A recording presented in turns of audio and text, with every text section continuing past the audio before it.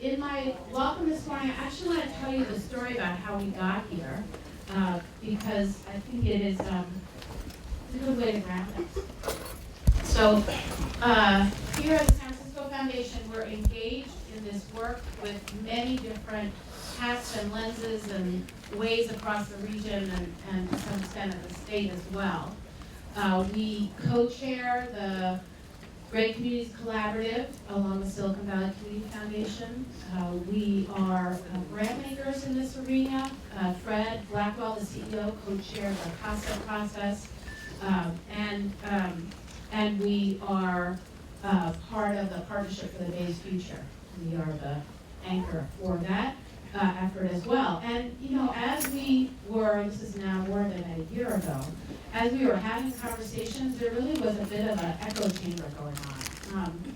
It didn't matter really which conversation we were in, when we were with community leaders, when we were with advocates. What we kept hearing was the need for more tools, more training, more capacity, more ability to engage around communications and advocacy, but at the level of thinking through what would it take to change the narrative around these issues? What would it take also to anchor it in the context of creating a region that was more inclusive and was moving towards racial equity?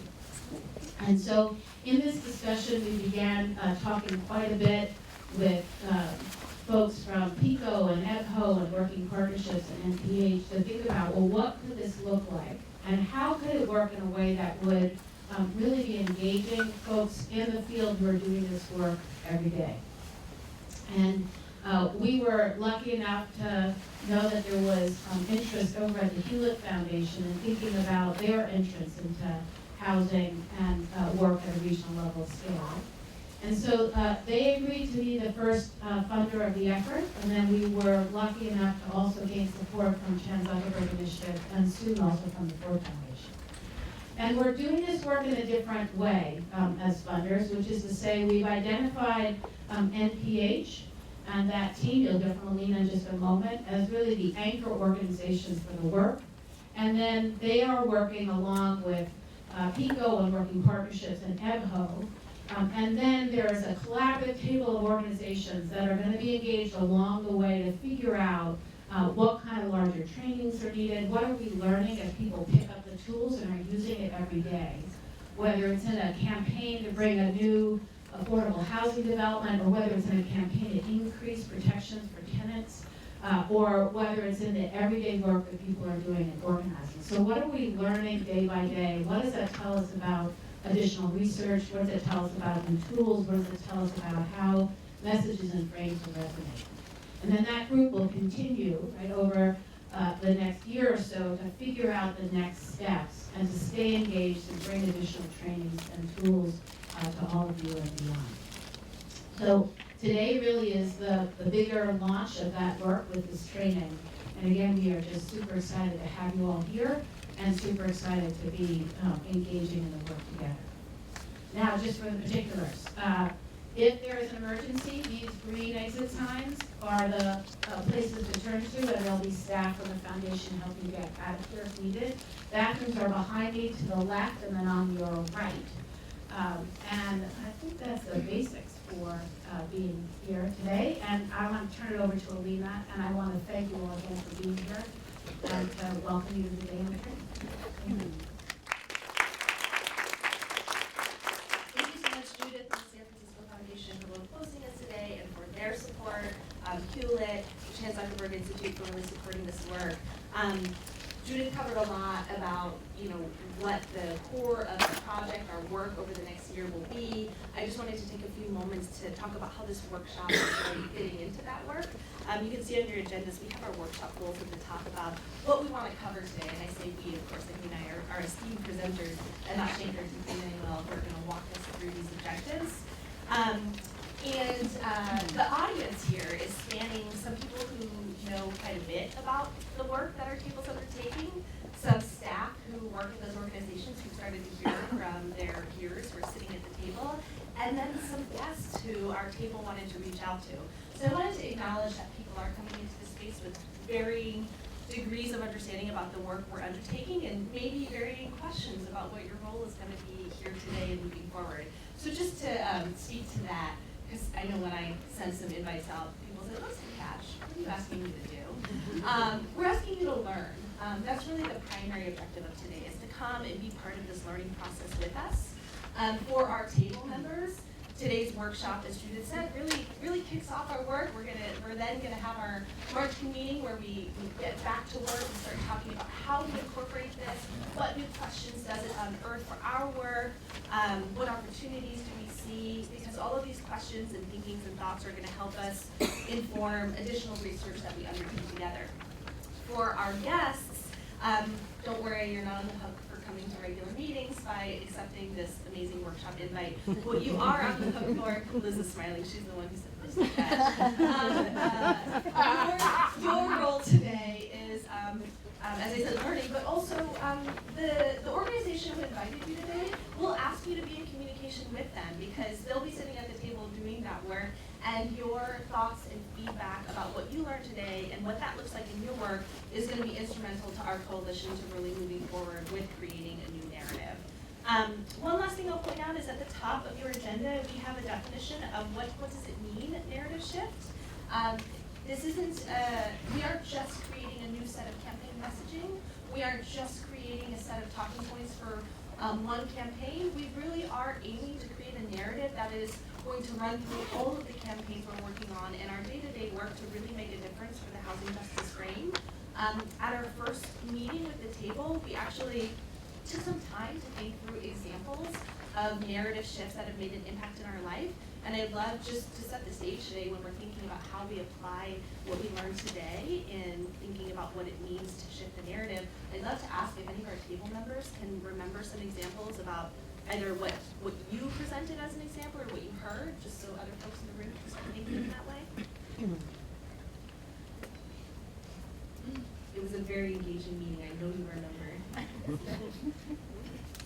So shy. Lena? Oh, I remember the American dream. Susan remembers the American dream. Are you going to say anything about that? Only that somebody else presented it, and I realized that that's something that I've heard since I was a kid, and it's something. Somebody else presented the idea, but the American dream is something that I certainly remember from my childhood, and felt like it was a natural right for all Americans, and that is not so. Anyone remember maybe one other example? Wear your seatbelt. Jennifer says, wear your seatbelt. Yeah, that, to me, from Hamilton Families, she was talking about what a difference it made between, this kind of being an optional thing to really a concerted effort to change the way that people think about working in the road. Is Tamika here? She's just settling in. I didn't want to put her on the spot. Okay, well, let's allow these narratives to serve as examples about what kind of work we're doing today as we listen to the workshops today. I'm now going to ask Jennifer to present our first speaker. Good morning, everybody. Good morning. I'm really excited to be here for a couple of reasons. One is I love all the people in this room. I can't believe I'm on a Friday and getting excited on a really long week, and I walked in here and I was like, oh, these are like my favorite people. So if you don't know the people in this room, you're in a good space, get to know them. And two is we have been, many of us who work in this field, are talking about changing the area for such a long time, and always like, we know we need to do it, now what? And how hard it is to get off the ground. So this is a real opportunity as we endeavor to do this together for the next year. And this is such a hot spot that we actually have someone who flew from New York to be here, who said this could be the cutting edge work for the country on this issue. So if you don't know it, you didn't know it before you walked in here, now you know this is the place in the country to be today. And then the third reason I'm really excited is because one of our presenters is well known around the world. So again, the place to be today, not only in the country but around the world. Anat Shenker, who is somewhere in the room, I can't see her, is back there. And Anat's work has been leading the field of narrative, both because it is deeply based in research, and she's done amazing research here in California and other parts of the country, as well as other parts of the world. And also because her work is telling the progressive movement that what we need to do is talk about race and class and talk about them together and not shy away from them or obfuscate or pretend we're talking about it without actually ever saying it. And so much of the folks I know in this room are working on this issue because of its roots in structural racism. And to not have a way of talking about it explicitly, both in a way that animates us and keeps our folks and our own selves committed and excited about this work, but also invites other people into the work in a way that they can too partner to dismantle structural racism in our country and through this issue in particular, I think is such an exciting opportunity to learn how to do that in a way that can be effective in expanding our reach to more and more people, to bringing them on board to the way how many of us see the world as wanting it to be more just and racially just. So I'm really excited that Anat could be here with us, and she's doing several projects in California now. This is one of them. I get to work with her on a whole other project about the future of California, in which this is all connected. So we're trying to create a future for California in many different dimensions, and a home for everybody is one of them. So thanks, Anat, for being here. Sure. No, I'm going to try to talk without a mic. Is that okay? No, this room is really not good for that. Channel my inner lip sync for your life. Hate talking into a microphone. All right. Good morning. It's lovely to be here. I happen to live in Oakland, but I almost never ever get to work where I live, so that's very exciting. It's very exciting to take the BART to a presentation rather than to take a 700 million hour flight. California is wonderful, but it's very far away from things. It is far away from other things. Some of you are longtime great friends, and for those of you that are going to be subjected to multiple parts of this again, I'm sorry. You should actually be up here delivering it, so that's on you. But also repetition is good. Actually, let me start here. So what we're going to do today is we're going to breeze through what are the things that we know, broadly speaking, about narratives that work, that don't work, what are the specific pain points that we can interrogate about the way that you presently message housing. Yes, you're going to get to see your own language up on the screen. It's going to be so enjoyable.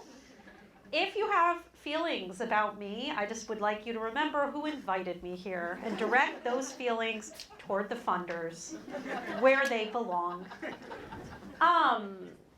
And then we are going to actually round out by showing an example of a time that we, in quick space, shifted the narrative. We don't have a lot of examples of that other than marriage equality, which is why we point to it all of the time. And so I think it's important that we actually have some specificity by what we mean to shift a narrative. So oftentimes when we get into a conversation about messaging, we get handed this bit of wisdom. Meet people where they are. How many of you have been told this? Right. So I would posit to you that that is bullshit. And it is bullshit for at least two reasons. The first is that where people are on our issues, yes, even in the Bay Area, is unacceptable. If my child's kindergarten teacher had met the class where they were, none of them would have learned to read. Unacceptable. Whatever it says on your business card, when it comes to communication, we all actually have the exact same job, and that job is adult education. We are not here to be a thermometer. We are not here to take the temperature. We are here to change the temperature. Global warming, climate change notwithstanding. This is in Celsius because other countries, but also because Ann Coulter says Celsius is how socialism comes to America. So I put this slide into all of my presentations, even completely unrelated ones, because I'm just waiting It hasn't happened yet, but I have not. Maybe you all could incorporate this slide into your presentations, please. We are here to understand where people are capable of going and how it is aided by our words and images and the order of our words and what we do say and what we choose to stop saying, because a lot of your narrative is also about not saying certain things. And a lot of times when we hand you new messaging, all you do is sort of sprinkle that on top of what you were already saying, which just makes things longer, which is the worst of all possible worlds. And that is not a shift. We need to understand where people are capable of going and what it is we can do to activate what is most progressive in them. Because the second reason it is bullshit to approach messaging from the vantage point of meeting people where they are is that there is no place that people are. What do you see here on my slide? This is where you talk. That's how response works. Yeah.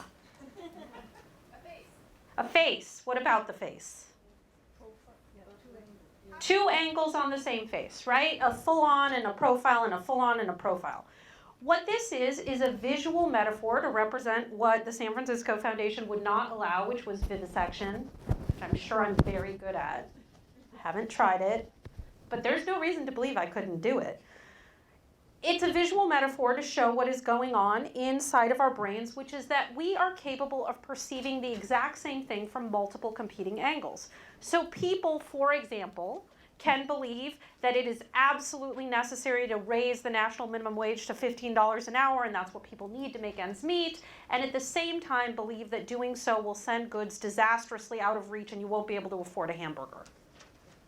And they can believe those opposite things, not precisely at the same moment, in the way that you can't see the profile and the full face at precisely the same moment.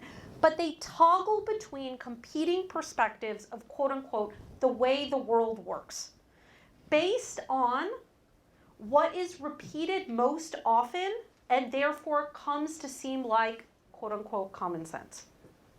It is our job as progressive communicators, and I'm going to come back to this over and over, to toggle people into the most progressive understanding they can have of our issue and to hold them there. And the way that we do that is through context. And I'll explain what I mean in language in a second. But for now, you see here a square labeled A and a square labeled B. Yes, you see that? Do they appear to be the same color, the squares, or do they appear to be different colors? Just what you see. They look different. But they're the same. What's happening here on the left is that your eye is overcompensating for the shadow cast by the cylinder. The only difference between the left and the right is that on the right, there are additional guidelines proving to you that you're making an error on the left. So I'm showing you this for two reasons.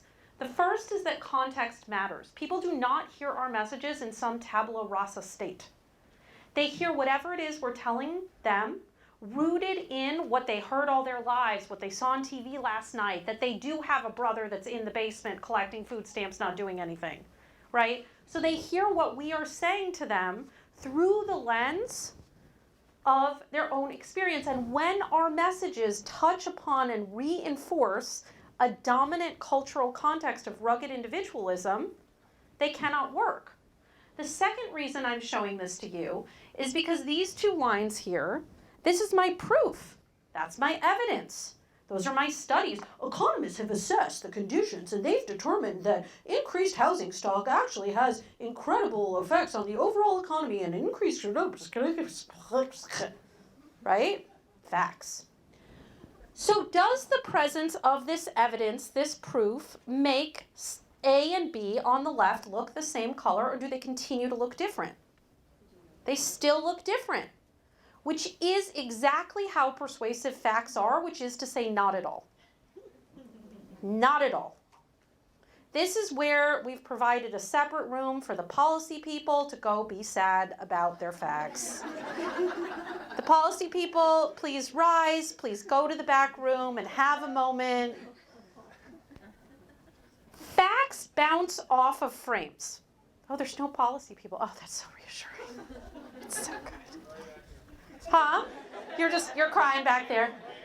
Yeah, Kleenex. Can we get a box?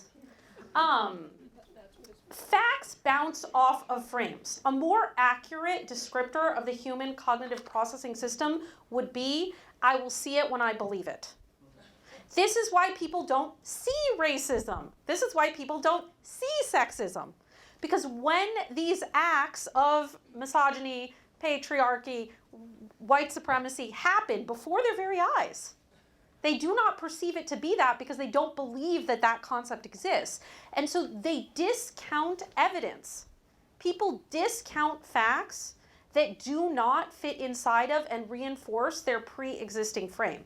And lest you think this is some sort of modern outgrowth of the Twitterization of our communication, studies have shown that the more educated a person is, the more adept they are at rapidly discounting facts that do not conform. So if this doesn't seem right to you, think about a time that you've been wandering through an airport and Fox News was on. How long did it take you to be like, that study they're talking about, that's just complete and total nonsense, right? That's a spurious conclusion built off of an inadequate sample size that was pure convenience, right? So when you go to school more, you can say it in big words.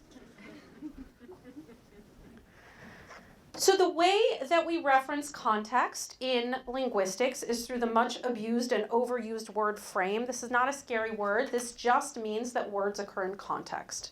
So if I tell you that I went to a restaurant last night, you instantly think of food. Good. Yeah. Okay. You think of food, you think of utensils, you think of dishes, you think of waiters, waitresses, money changing hands, but you don't think of a circus clown or a hula hoop. Because the word restaurant exists inside of an entire context in your mind.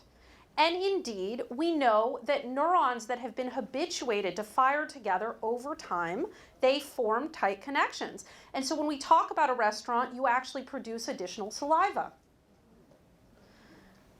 So what we need to understand is that something as simple as even a single word triggers an entire host of associated meanings. That's all frame means. Just words mean things, right? I like to tell my clients, you pay me to tell you that words mean things. So here are some words meaning some things. This is from a project I did a few years ago now with Open Society.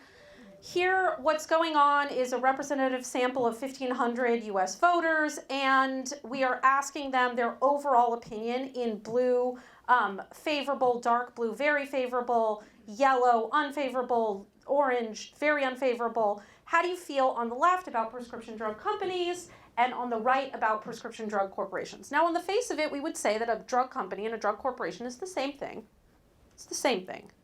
But you can see that the persuadables who occupy 60% of US voters, that's where most people are, they flip from being net positive to net negative. So what does it mean when you all are constantly like, we need a tech tax on tech companies. We need tech companies to stand up. On what planet are Google and Facebook and Twitter your mom and pop shop around the corner? People reason fundamentally differently about companies than they do about corporations. Yes? The frame of a company and the frame of a corporation is different. Make sense? All right, so frames in action. Here is a famous example. You probably know this example. If I were to tell you there's a thing that I need relief from and it's a really big burden and I need a break from it, what category of a thing might I be describing? A pleasant thing? What category of a thing? Stress, something unpleasant, right. A duty, a disease, a pain, something you want to avoid, and as our friend here said, taxes, right? We need tax relief for middle-class families. The tax burden on low-income people is simply too great, and we need a tax break. When we speak in these terms, what we are doing is we are impugning taxes. We are reinforcing the notion of taxes as an affliction. If you can remember back about 300 years ago to the Obama administration, there was a time when, at the end of the year, there was a fight about whether the Bush tax cuts should expire. And our side thought we were being all message discipline-y, and we were calling it a tax cut extension. And of course, the other side was calling it a tax increase. And we thought that we were doing a good job. If you are talking about a tax cut extension, you are in the frame of taxes. Do you know what's in the taxes frame? The stuff in the middle, right? The smaller circle, money, H&R Block, W-2s, paying. Do you know what's not in a taxes frame? The things that taxes pay for. We're the only people on earth who attempt to sell a product by saying, look at the price. Also, did we mention the price? We'd like to talk to you about the price. Let's have a lengthy conversation about the price. Have you ever, yeah, we don't need to be talking about taxes. So what would it mean to not talk about taxes? Well, here is a very saucy example from the real world, from a campaign we did. There once was a library, a beautiful, busy, award-winning library. Unfortunately, times were hard. The city of Troy, Michigan no longer had enough money for its library, so it scheduled a vote asking the townspeople to approve a small tax increase. This angered an anti-tax group known as the Tea Party. Well-organized and well-funded, they started posting Vote No signs, mailing flyers, and making noise. They dominated the conversation, changing the topic from library, books, and reading to taxes, taxes, taxes. With no money and an election less than a month away, the library needed help. They needed something attention-getting, audacious, maybe even vile. So we decided to form a group of our own and started planting signs around town that said, "Vote to close the library August 2nd, book burning party August 5th. The idea of book burning is bad enough, but gleefully making it a party, well, that angered people enough to send them to our Facebook page. You people are sick. This is disgusting. Reject the wackos. Vote yes. But we didn't stop there. We created videos. Imagine this times 200,000. How cool is that? Posted on Twitter. The Troy Library might be short on money, but it has books to burn. Created items for sale. A book bag. How ironic. We placed newspaper ads, created check-ins, posted flyers, and lined up entertainment. You guys are booking a band? People became enraged. Why would you burn books, idiots? This is horrible. Cheap imbeciles. What the is this world coming We to? should burn your signs instead. Complete and total This idiots. is really Shut this just bitch down. pathetic. Jerks. They posted their own links, shared with friends, debated the merits of libraries and the audacity of burning books. The conversation spread from Facebook to city council meetings, from newspapers to TV. It grew from local to national, even international news. Once it reached a fevered pitch, we revealed the true intent of our campaign. A vote against the library is like a vote to burn books. And people started posting, tweeting, and reporting all over again. In the end, we had changed the conversation completely, from taxes, taxes, taxes, to library, library, library. And on August 2nd, the yes voters, voters who don't normally turn out to vote, turned out at levels 342% greater than projected. And the library won by a landslide. The town's library, its beautiful, award-winning library, had been saved. Not every story at the library has a happy ending. Fortunately, this one did.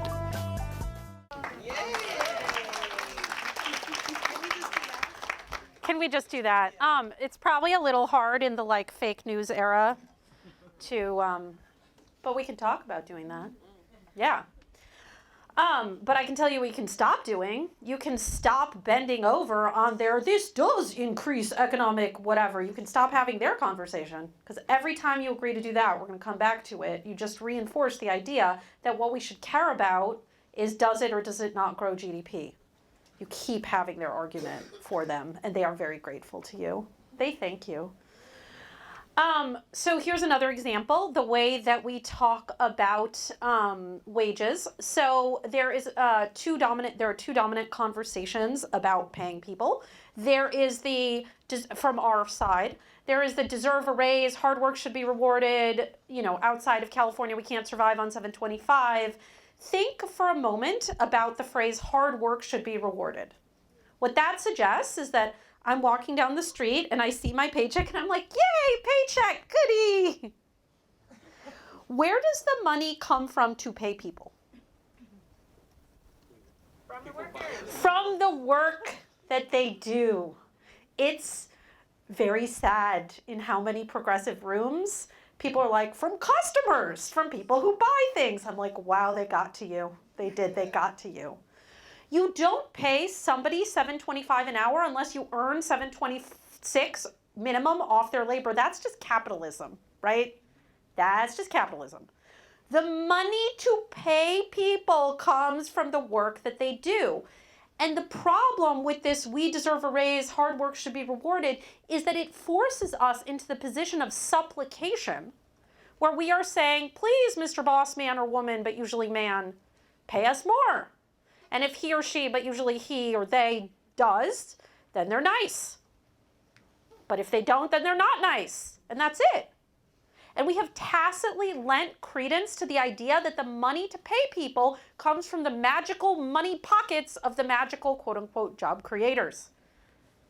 The other way is this, it boosts our economy, it puts customers into our stores. In a consumer-driven economy, people need to have money in their pockets so that we have money circulating through the economy. And people at the lower end of income spend much more, and then that, yeah, you've heard this. What does this messaging tell us is the objective of public policy? The purpose of public policy, the way that we should gauge whether a policy is a good idea or a bad idea, is what? Does it increase the economy? And for those of us who believe in climate change, and I'm one, the notion that we would have any message that reinforces the idea that growth for its own sake is our objective is gross. The only thing that grows infinitely is cancer cells in neoliberal economies. Like, we can't just be like, growth, we're on the growth side. What we have done is we have forced ourselves into a conversation in which their side says, we love the economy best, and the way you make sweet love to the economy is you give rich people more money. And we say, no, we love the economy best. The way that you get down with the economy, this is my post-Valentine's version of this, is you give workers another dime an hour and you only beat them on Tuesdays, right? But we have agreed that the objective is who loves the economy best. When we have their argument, even though high policy people, I know that we're correct, I'm familiar with Keynesian economics, it doesn't matter. If there is a debate, what is best for the economy, and it's one of you, and at the other podium is the Chamber of Commerce, you lost before you started talking because that is not your brand strength. Our brand strength is what is best for people. So we've been playing around with this concept, and you'll probably hear it in some of the messaging today, of a return on work, right? Why is the return on work so low at Walmart and so much better at Costco? Where is the money going? The people who work at Walmart, to continue in this example, produced this much money last year. Where did it go? The money to pay people comes from their work, and we need to reinforce that in our story. We also need to remember that people reason about work through the lens of family. What does it mean to flip the frame around wages and working conditions away from the workplace into the home? I will show you an example. As some of you know, I work a lot in Australia, and this is an example of a campaign that they've been running for the last 3 years. Not coincidentally, Australia is the only country in, ironically, what we call the global north, that has seen a continuous uptick in union membership. They've been kicking ass.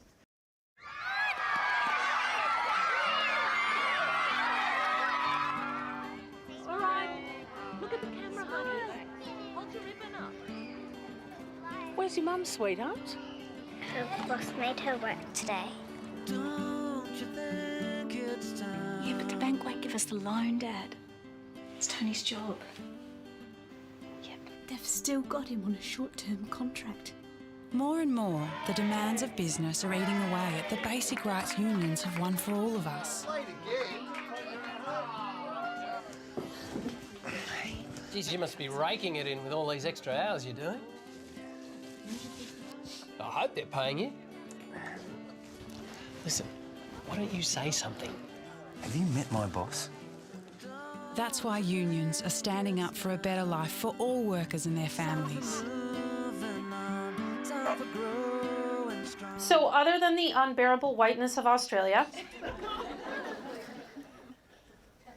what do you notice about the settings of that ad? Where does it take place?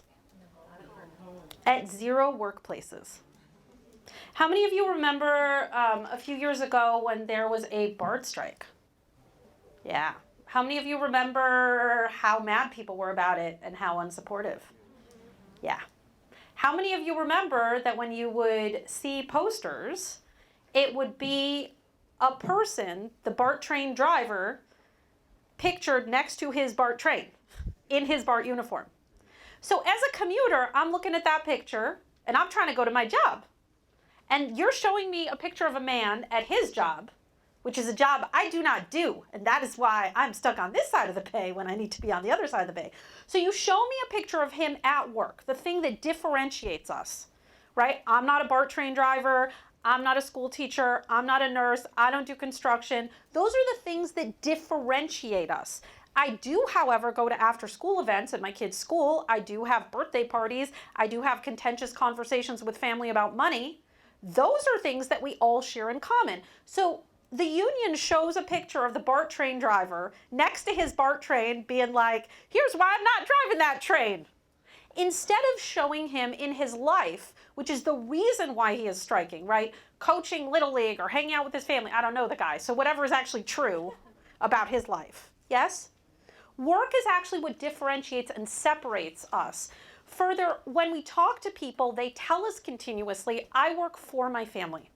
The reason I go to work is for my family, and sure enough, when we test it empirically, the difference between saying better wages and working conditions and saying you'll be paid enough to provide for your family is giant. People want to be paid more and they want better conditions at work because of what it enables them to do at home. We need to stop framing wages and working conditions inside of work. It's all about what you can and can't do. I get paid enough to provide for my family. I get paid enough to put food on the table and I'm home in time to eat it. That's what an argument is about regular hours and better wages. Does that make sense? Yeah, okay. Bet you didn't think you'd get to see them today. Well, some of you knew, right? I don't watch the Super Bowl. I barely know what sport it is, but I understand that, like, the white guy, you could see his nipples, and that was cool, but okay. Killing it here. I have this idea that if I presented in the Bay Area, like, people would be looser and, like, they'd laugh. Because that's true. Presenting in Australia, Australians are British people in the sun, and they don't laugh at anything. They're British people in the sun. The only thing they laugh at is when you make fun of them, when you say that to them. Okay, so many of you remember this infamous quote-unquote wardrobe malfunction, 2005, 2004 Super Bowl halftime. Don't quote me on that, I don't remember. So in that infamous moment, they're up on stage dancing. Justin Timberlake reaches across, goes like this. Suddenly, Janet Jackson's nipple is exposed. This is the worst thing that's ever happened in America because you cannot see women's breasts unless someone is shooting at them, and it's terrible. So in an experiment that researchers did down at Stanford, they brought people into the lab and they showed them this video. So everybody watches the video with their own 2 eyes. And for half the sample, they described the incident in an active voice. Timberlake ripped the bodice. And for half the sample, they say the bodice was ripped. And then they ask people who have watched the video, what do you think happened? The people who have read the passive voice description are 3 times more likely to say, I don't know what happened. It was poorly stitched. It was windy. Maybe she wanted it to happen because, she was Janet Jackson. She needed more exposure. Nobody knew who she was. The people who have read the active voice description are much more likely to say he did it. And then when they were asked, if you were the FCC, the Federal Communications Commission, how much would you vote to levy in fines? The people who had read the active voice description were much more likely to want more fines assessed. Yes? We know that jury summations in criminal trials that are in the active voice are much more likely to result in a conviction. And yet, here you are. We are facing an affordable housing crisis. Longtime residents are being displaced. Homes were lost. Disproportionate experiences of homelessness among communities of color. Neighborhoods are transforming. Who has done the things in all of these sentences? Who is to blame for the things in the sentences? Nobody. No, not the people. Nope, zombies. There is, I'm sorry? Right, and when you figure out how to mobilize people to go protest at capitalism's house, you let me know. If you do not establish at the outset that a problem is person-made, it becomes cognitively inconsistent to believe that it could be person-fixed. If your sentences do not adhere, and they don't, to what I like to call the people do things rule, which is really just that people do things, and people have addresses, then you could not possibly mobilize people toward the solution that you want, because there is no solution. Does that make sense? Yeah? Wow. Let's focus again on who invited me here. Yes. Because people do things. In this case, not me, though. All right. I felt too bad actually using your own mission statement, so I did another sector, but like, such and such organization strives to create a culture of, an organization that works to hold companies to account, a campaign that seeks to challenge, dedicated to building a culture committed to learning. That's like, want to guess 95% that's a funder. Absolutely. Did you think I was nicer to them? Never nicer to them. What impression are we left by these sentences? Do these organizations do anything? But they try real hard. This is what we call unnecessary hedging. This is when you include an additional clause. It's usually a conjugated verb before an infinitive, where you are trying not to be too hubristic or to take credit for something a coalition did or something that's not done. But what this does is it reinforces the idea that you don't do anything. In essence, we're the losing team, we lose a lot, we try real hard, but we lose a lot, so you should come join us. Which is one of the pillars of progressive messaging. We'll get to the other two. But that is a favored progressive message. Even after the 2018 election, like the fact that we were not out jumping and screaming, being like, we whooped your asses, like start crying, nothing succeeds like success. Whatever story you've been told about Americans liking the underdog, Americans like to be on the winning team. So it is a fake it till you make it kind of a moment. We're going to come back to that. And you have to just say that you're the winning team, because that's the team people want to be on. Not actually my absolute favorite example of this unnecessary hedging is the Gates Foundation motto, which is dedicated to the idea that all people deserve the chance to lead healthy and productive lives. Do you know what that means? That means we're not giving you shit. That is what that means. It means that you have the hope at the chance and an opportunity, and yes, I have said this to the Gates Foundation. Because you know what? I don't care. I can just go work in Australia. Okay. One of the most, so this kind of hedging, this is very much mission statement-y hedging. Happily, it's one of the easiest things to fix. You just take out the first verb and conjugate the second one. So at lunch, please look at your mission statements and fix this. The most common form of hedging outside of mission statements is the ubiquitous use of the word access to. I'm gonna give you access to this and access to that and access to this. Turns out, shockingly, people don't want access to nice things, they actually want nice things. So what you're seeing here is from a project that I did. I can't say who the client is because theoretically I'm not even showing you this slide. This did not happen. Here what we were looking at is messaging around education equity, and what you're seeing in blue is people's response to the phrase, making sure that every child has access to high quality public education is a shared responsibility, blah, blah, blah, and then making sure that every child has high quality public education. What you can see is that obviously our base is into it no matter what, but the intensity, the perfect 10 rating on a scale of 0 to 10, is higher for the thing than access to the thing.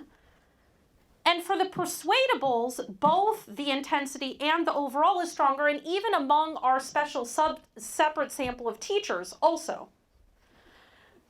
Stop saying people want access to housing. Like, people don't want access to housing, people want a house.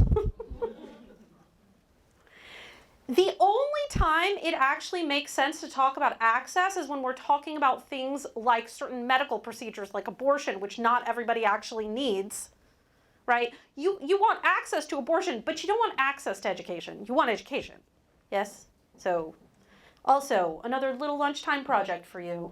I shouldn't be saying this. They probably have a thing they want you during lunch. All right. Are we all having a good time? We're feeling real warmly. Notice I didn't tell you exactly in the East Bay where I live. I don't need you to know that. Some of you know. Some of you, no, nobody in this room's ever dropped me off in my house. We're going to keep it that way. Oh, your colleague has. That's scary. Okay, negation. Yeah. Also, I have presented this at TCE. Again, if you think I'm like pulling punches, I don't know about that. So billboards that were up all over our state, you remember this, do the math. So here we see a Latino young man. We see him half in prison. Super helpful image to have in giant, really great, really awesome to show Latino guy in prison. Super awesome. That's definitely what we want on our billboards, right? This is sarcasm. And we see prison is 62,000 and change, and school is 9,100 and change, and we're supposed to do the math. So this tells us a bunch of things at once. The first thing it tells us is that we should make public policy decisions based upon whichever policy is on clearance. Whichever is the cheaper thing to do, there is no moral content. If prison were cheaper, if education were more expensive, like, who knows? But literally, the way that you're supposed to figure it out is not that this is garbage and this is good. No, never mind that. It's that this is on clearance. So that's the first problem. The second problem is that school is not supposed to be that cheap. School's supposed to be more expensive than that, and we're supposed to be fighting about that, and you just sold people school as a deal. The third problem is that they've privatized prison to make it cheaper. And finally, what this does is it reinforces an idea of scarcity. It says to the viewer that all told we have, 71 grand and some change to play with, and we're going to allocate it. That's not true. We have a lot of money. This is a very rich state in a very rich country. We have all the money in the world. It just happens to be sitting in a few rich dudes' pockets, but we're going to go get it. We do not want to reinforce the idea that there is a finite amount of money and we are making allocations, because this is fundamentally an anti-tax argument. Does that make sense? Yes. Okay. Did you already know these billboards were terrible? Yes. Oh. Did you bother telling anybody? I guess, huh? I said, yeah, we're going to tell TCE. I did an entire presentation at TCE just of TCE billboards. How'd it go? You know what? They love me.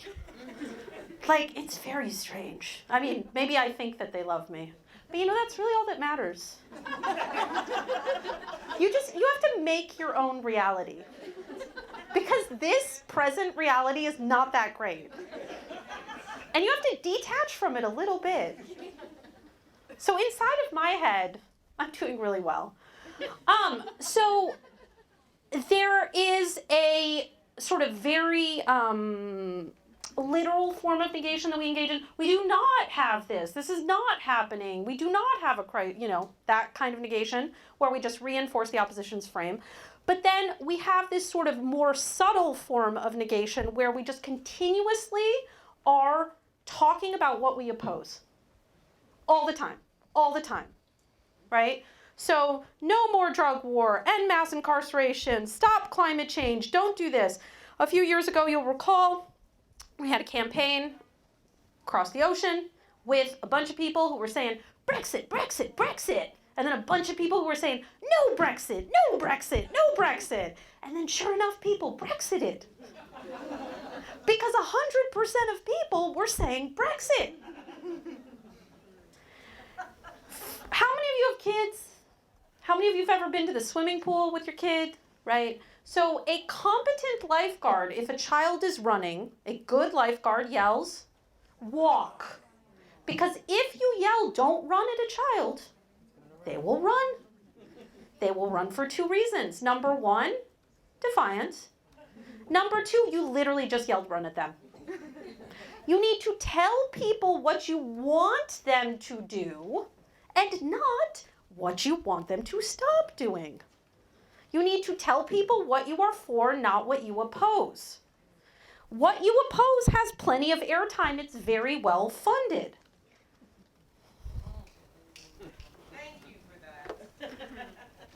This is my sad reality. My sad reality, oh, this turned off. Whoever made this poster has now controlled this mic. Did it run out of batteries? Oh, it's red. Okay, can I talk like this until it gets fixed? Yeah. All right, not losing time. Also, is there a reason it's 7,000 degrees in here? Is that a strategy? You're moving a lot. Huh? I'm moving a lot? No, but it's hot in here, right? Okay. I don't know if that's a thing that could be changed. Okay, thank you. Okay, Oakland stands united against hate. How many of you have seen this? Berkeley also. Does San Francisco stand united against hate? I don't know. That's great. I mean, I'm kidding, but I'm not kidding. So, against hate, that's a pretty low bar. Okay. There's nothing absurd about this situation in my two mics. Standing against hate, first of all, very pathetically low bar. That's not really a rallying cry, number one. Number two, it doesn't say what we're for. It positions us as reacting to an opposition rather than having an authentic point of view that is ours. And it's so sad, and it's everywhere.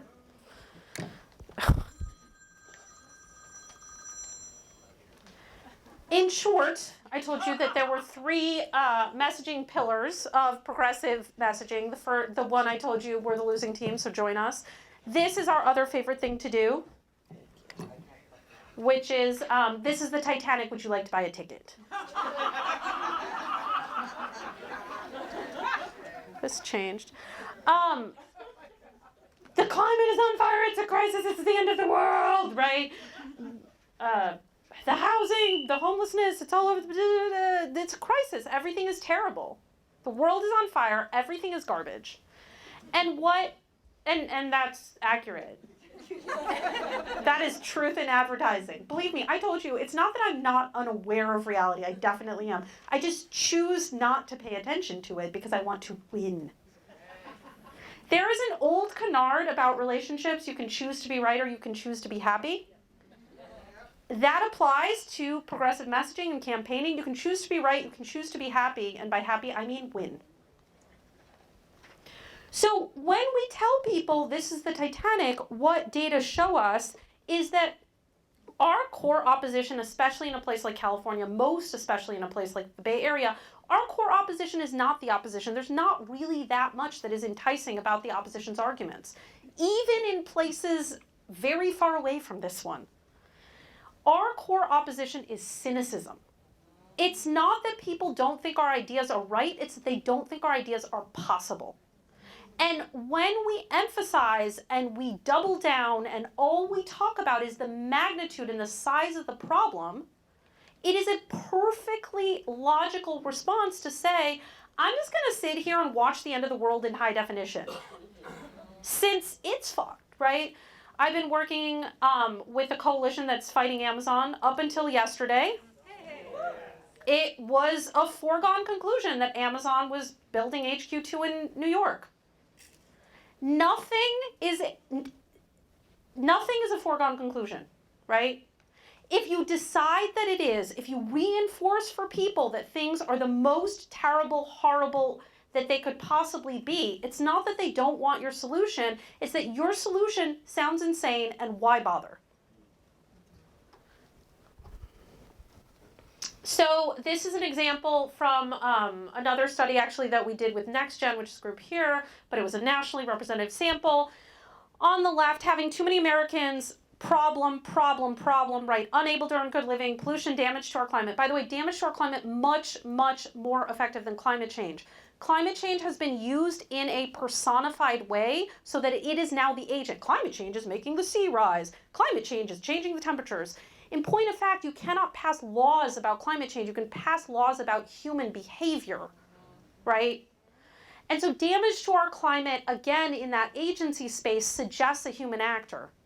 I digress. And low quality public schools are problems we need to start solving, or the reverse, making sure we can earn a good living, reducing pollution, damage to climate, improving our schools, are solutions we need to start implementing. Again, the base is keen either way, but the strength of their willingness to do a thing about it is always on the side of implementing solutions. Does that make sense? Than solving problems. Or, as I like to say, this is the third pillar of progressive messaging. Third pillar of progressive messaging is, boy, have I got a problem for you. People don't want your problems. They are all set for problems, right? They got 99 problems and they don't want yours.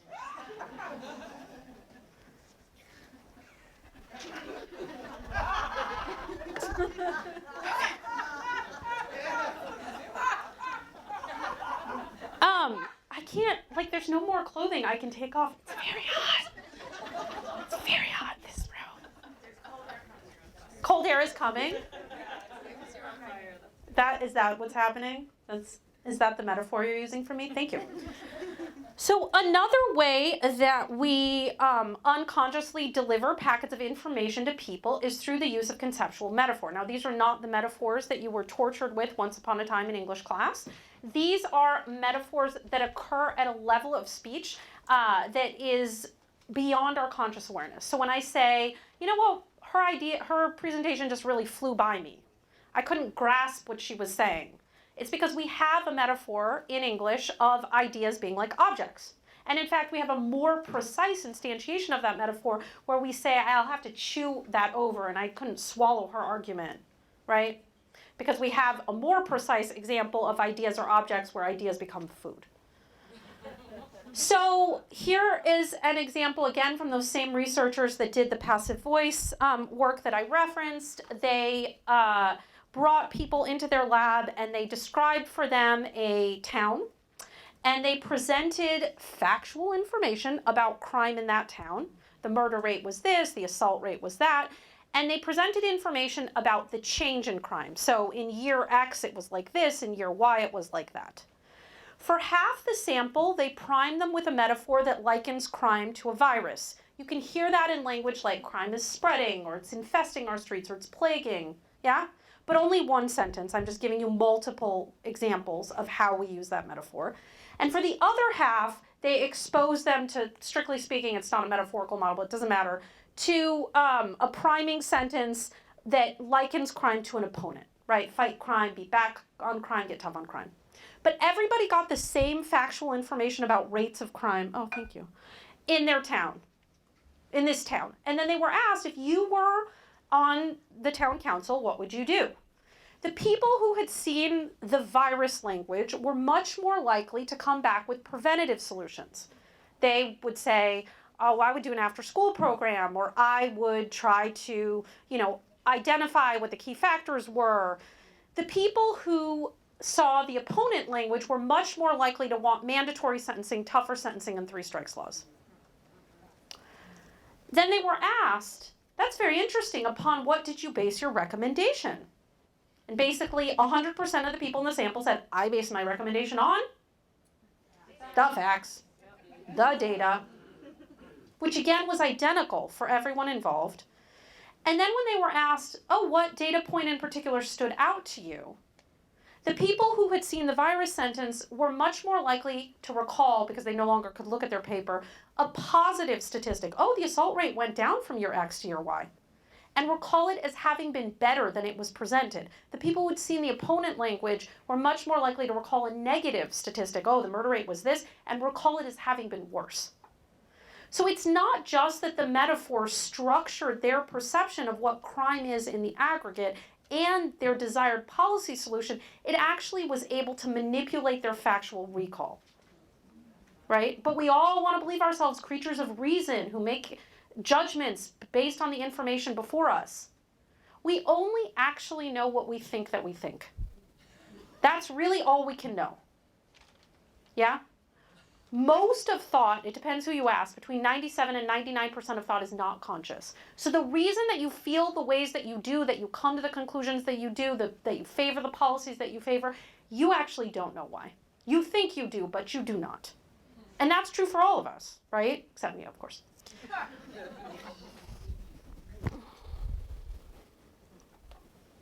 So, recreated essentially the contours of this experiment with a colleague in Ohio. In this case, we were talking about economic inequality. We described economic inequality to the participants in the standard way that economists do. This quintile has this quintile has that, this, yes, sound familiar? Described it that way for everybody in the sample, but for half the sample we said the gap between rich and poor is growing, but for half the sample we said the economy is increasingly off balance in terms of wealth. When we then asked people, is economic inequality a problem for the economy overall? The people in our gap condition, 80% said it's not a problem for the economy overall, 20% said it is.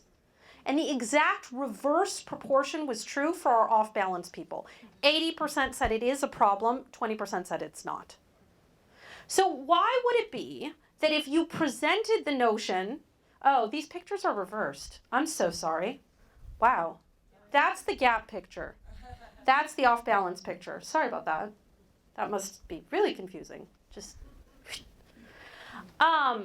why would it be that if you were talking about a gap between rich and poor, an achievement gap or a housing gap, or as our friends in health like to say, a health disparity, which is like the Harvard of gaps. Why would it be that if we were talking about, if we were likening a difference in money or in health outcomes or in education or in being housed to a space, right? Why would it be that people don't think that that's a problem for the economy overall, whereas when it's off balance they do? What's the problem with gap? I'm sorry? Right, because a gap says there's those people over there, and there's these people over here, and in America, as you may know, no one is poor, everyone is pre-rich. And that is true even today. The numbers on that are staggering. And so what a gap presents is two quote-unquote separate economies, when in fact we know that people are as poor as they are because other people are as rich as they are. There is one economy, and we are all in it together. So what off balance and off kilter does is it presents the economy metaphorically as a single container, where the actions on one end affect the actions on the other end. Whereas a gap suggests that, like, I don't know why those people are so poor. I'm just over here doing me. Taking personal responsibility. So the second reason why gap is deeply problematic is because it's what I like to call all what and no why. It says some people have lots of money, some people have no money. Some people have really good test scores and graduate high school. Some people do not. Some people have high mortality and morbidity. Some people have low mortality and morbidity. And when we do not provide a causal story, which is the same point I made when I showed you the passive voice slide, people fill in that story for themselves. And what story do you think that they tell? Bootstraps. I'm sorry? Bootstraps? Bootstraps, right. That some people try real hard and do the right things and take the right classes and make their kids study and eat what they should, and depending on which domain you're talking about. And then other people don't. That outcomes observed are a product of individual efforts or their lack, because again, messages occur in context.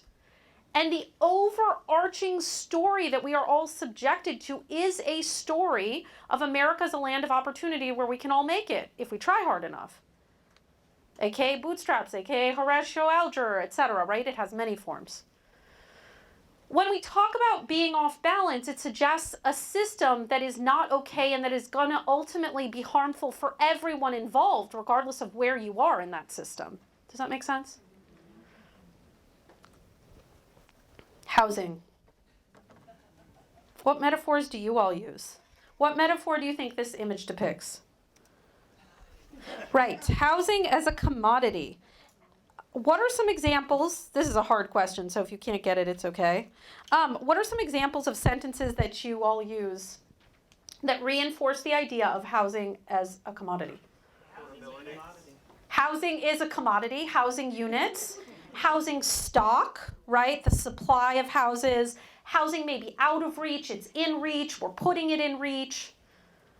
Your dominant metaphor around housing is an object metaphor, which isn't surprising, right? Because housing is physically an object. But it's not the only available one. And yes, I know the obvious question is, what would you say instead? And if I knew, I would tell you right now. But I'm telling you what I already know. And we're headed to what you should be saying. I mean, research into what you should be saying. I promise you, any answers I already possess, I'm going to provide you. So this is one troubling metaphor. There is another related but distinct troubling metaphor, which isn't about the housing, quote unquote, stock, but is, about the housing market. So you say things, for example, like a stable housing market collapse, fix the broken housing market. So it's not just that housing in and of itself is a commodity. You reference the quote unquote market. Wait, I changed my slide and not this slide. Sorry about that. Okay. As its own kind of construction. And what happens, this is sort of an outgrowth of the passive voice problem.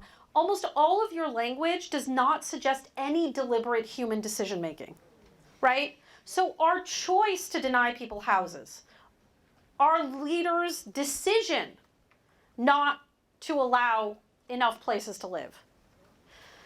At the bare minimum, one of the easiest fixes that you can make is just to insert a lot of our choice to do this or our leader's decision to do that. All right.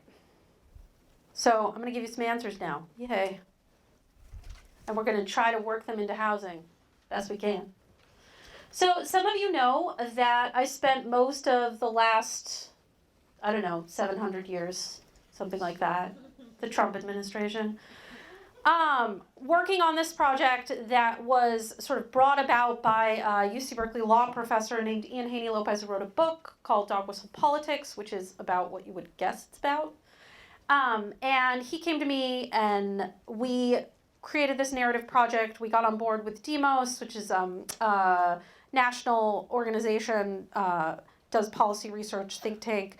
SEIU, we had Brilliant Corners and Like Research Partners as our pollsters. We did this work both nationally, and then we did a deeper dive in 4 states, including California. So what is the purpose of this project, and why did the messaging that worked? Well, the first thing we need to understand, we have to go back into the Stone Age before we can go forward. Sorry about that. And understand the nature of dog whistling. So here is a tweet from Trump. It's an oldie. There's 700 million examples. Could use any number. But here is a classic dog whistle, right? We have him impugning immigrants with the threat, the physical existential threat of crime, drugs, and then we also have him impugning them economically, right? It's the twofer. It's both sort of a threat to you, your physicality, and it is a threat economically because, of course, they are, according to him and Fox News, the state arm of the state media of the administration, they are overusing, quote unquote, the dole, which is, even further making it worse than welfare.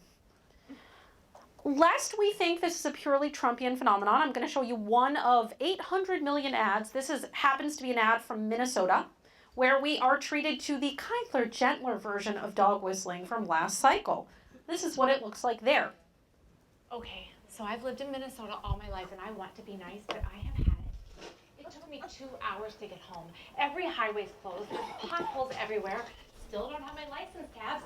They're building this train that no one wants. The schools are getting worse. And $100 million of taxpayer money for daycare was sent to Somalia. Oh, and now they want socialism. We need a new governor. If you're ready to take Minnesota back and make it nice again, vote for Jeff Johnson on August 14th. Is anybody from Minnesota? Yeah. So Minnesota nice, right? Let's not talk about that. I spent a lot of time in Minnesota this cycle, So this is the architecture of the right-wing message. This is their playbook, and they've been operating under it very successfully for a very long time. It is to stoke, create, exacerbate, double down on racial fears. And again, those fears can be existential, right? They're not adhering to our way of life. They're not coming in the right way. Drugs, criminal, gangs, inner city crime. It could be economic fears, taking our jobs, overusing welfare, the magical immigrant that is both taking your job and not working.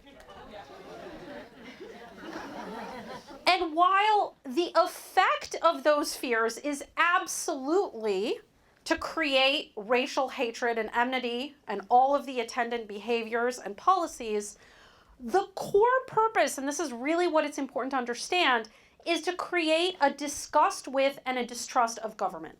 That is the purpose of dog whistling. The purpose of dog whistling is to undermine the idea that there could be an us, right? There could be universal single-payer health care. There could be available paid parental leave. There could be a real robust retirement system. There could be broad-based labor protections. There could be publicly created good housing for people. There cannot be an us because there's a them. Of them that won't work, of them that comes in the wrong way, of them that doesn't believe in our way of life, right? And so then that breeds economic resentment around the idea that government is bad because it is taking the money of hardworking people, meaning whites, and giving it away to undeserving people of color. That's what government does. And so the reason why we have white people voting against their own economic interests is because they have bought the story that universal single-payer health care is just going to somehow go to those people, right? And that's why it's not worth supporting, even though I literally can't get my kid to the hospital, right? I'm also like freaking out. So if this is the core elements of the right-wing narrative, then we need to be able to understand how to dismantle that. Oh, sorry, I didn't realize I was going straight there. And historically, what we have done as the left is we have tried to either just have an economic message, right, about the wealthy few are rigging the rules in their own favor, and this is just, recently, we didn't even used to do that, which doesn't say anything about race, which means that for our base, which is largely people of color, they are left cold because it does not attend to issues that, yes, have economic components, but are existential, like police violence or immigrant rights or a whole host of things. So it leaves our base cold, and it is not a rejoinder to what people are hearing. Messaging is not solitaire. Politics is not solitaire. We need to understand not just how our messages work in some fake space where the only people talking is us. We need to understand how our messages contest what the other side is saying all of the time. And what the other side is saying all of the time is dog whistling, all of the time. And so if you're in Minnesota and you come and you knock on someone's door and you say, here, I'm out here to talk to you about better wages and free college and better health care. And they're like, that's really great. 2 hours ago, some person came here to tell me MS-13 was coming to kill me. And free college sounds awesome, but also I'm dead. If our messages do not contend with what the other side is saying, they do not work. And don't mistake me, it's not just that they don't work with white people, they don't work with people of color either, because of the thing I said before, which is cynicism. If the message does not attend to both race and class, it does not point a way forward that suggests a multiracial coalition strong enough to actually beat back the plutocrats. Thank you. So what does that sound like? Well, here is a California version of one of our winning messages. California's strength comes from our ability to work together, to knit together a landscape of people from different places and of different races into a whole. For this to be a place of freedom for all, we cannot let the greedy few and the politicians they pay for divide us against each other, based on what someone looks like, where they come from, or how much money they have. It's time to stand up for each other and come together. It is time for us to vote for leaders who see all of us as equal, whether we are white, black, or brown, who respect all of our families and who will govern for all of us. So what we're seeing here is that this message engages the base. In California, that base, I no longer remember the exact numbers because we were fielding 5 simultaneous projects, right? National in 4 states. But it was in the high 20s. The base we define as the people who agree with us about all the things. They like all our policies, they believe in structural racism, they understand economic inequality. It's our choir. And our job with the base is we need to move them from agreement where they already are to the desire to repeat. This is something that we have paid insufficient attention to on the left. We're like, well, we'll just say our thing and the base will just repeat it, because what else are they going to say? You know what they're going to say? They're going to say nothing. They're going to stay home. Now, I know this is a difficult example to use in the Bay Area, so I take that point. But how many of you, and I know it's none, how many of you have a Stronger Together hat? Exactly. Stronger Together. How many of you have that hat? Well, are you SEIU? No, we're not in it. Oh, okay.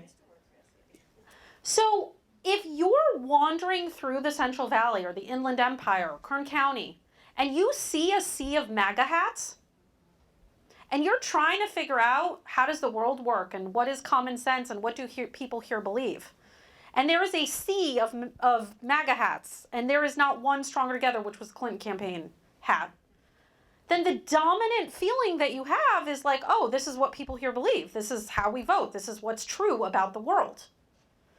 If our message does not spread, it does not work by definition. If our message does not engage the base from belief to repetition, it doesn't work. This is the lesson we learned in marriage equality. This was the difference between a message, an earlier message when we lost Prop 8, that said marriage is about hospital visitation and being married, filing jointly, and having joint benefits, right? Because what the pollsters and the pundits told them is like, don't talk too much about the relationships because that's just going to freak people out. And also, only have straight people in your ads. Remember this? Up to the election?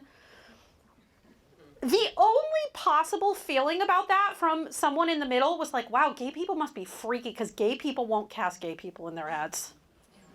They must really be freaky then. So a message that works needs to engage our base to repetition. Our base agreed that marriage, that being what we used to call gay marriage, when it was about hospital visitation and rights and taxes, they agreed. They're the base. We define them as the people who agree. That's not an achievement. But they wouldn't repeat it because no one in the history of the world has ever stood in line at the grocery store and been like, I was just thinking the other day about hospital visitation rights. I've been married for a long time. I do not refer to, and I haven't been married to a man, I don't happen to refer to my husband as my joint filer. That is not like, that was not the Valentine's card. I mean, there was no Valentine's card, let's face it, it's been a long time. But, like, there's no joint filer card in the Hallmark aisle, yeah? That's not a thing. So when we talk that way to people, they're like, I don't know what this thing is that you're talking about, but I don't recognize it. When we pivoted away from these practical arguments, which is the progressive, like, default, is like, let's prove that we're the reasonable adults in the room and let's make practical benefits arguments. That's our favorite thing to do. To love is love, and love makes a family. Then it's very hard to be anti-team love. That forces your opposition to be like, I just don't care about love. We saw this again. We saw this with the maximum family grant. How many of you remember that? This is one of my favorite things to pick on. Remember the maximum family grant? Holly Mitchell introduced it. It went down in flames and then reintroduced it and we won. When it was originally introduced, does everybody know what the maximum family grant is? Wow. What? Okay, maximum family grant was California law up until very recently. It was instituted under Pete Wilson in the era of quote-unquote welfare reform. And what it said was that if you were receiving CalWORKs or CalFresh, essentially kind of the most basic benefits at the lowest levels of income, you could get that for your firstborn, but any subsequent children, you had to either prove that you were on long-acting contraception that failed or that you were raped. And that was the law. Up until a couple of years ago in California. The most draconian nested set of anti-POC, anti-woman, like just all the terrible things baked into a single policy. And when the coalition first started, their message, unshockingly, was invest in California families. And they invited me to a thing to talk about that, and they're like, can you tell us about your message? I'm like, you definitely don't want me to do that, because it's not possible for me to hate that message more. And that's all I can say about that. And they were like, well, couldn't you come and like tell us how to work it? I'm like, I can't tell you how to work it. Because feeding children is not an investment. We do not feed children. Words mean things. The word investment exists inside of a frame in which you do a thing with expectation of financial return. That is what an investment means. And we do not feed children because of an expectation of financial return. So first of all, that's disgusting. Morally bankrupt. Literally, morally bankrupt. Number two, there is no parent on earth who's like, yeah, I had my kids as an investment. Every parent knows that children are giant money-sucking machines. For those of you who were on the fence, you are welcome. I have 2 kids. Yes, this is also contraception. This lecture is also contraception for you. You are welcome.